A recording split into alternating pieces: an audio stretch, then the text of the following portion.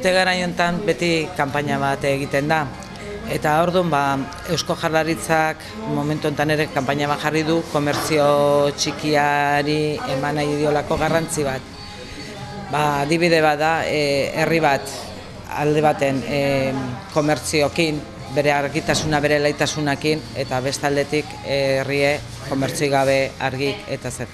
Herri mamua bihurtzen dela. Orduan, kanpaina horrekin lotuta pixka bat adierazi nahi dugu, herrintzako komertzioa garrantzitsua dela.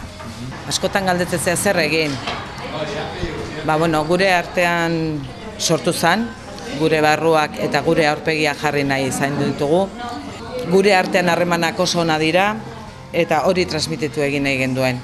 Bazkide geran dendak sortu genduen, bezeroentzako gertutasuna adierazi nahi genduen, eta gu gure aurpegia jarri ditugu, gure barrua jarri ditugu, adierazi nahi dugu gure artean erosketak egiten ditugula, eta gure bezeroi hori adierazi nahi diogu. Pixka bat herrin erostea garrantzitsua dela.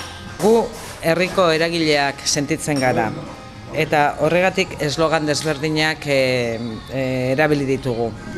Guk zu behar zaitugu, guk herria biziri nahi dugu, guk Ibarra maite dugu, guk Ibarra pozik bizi nahi dugu. Horrekin ze adierazi nahi dugu.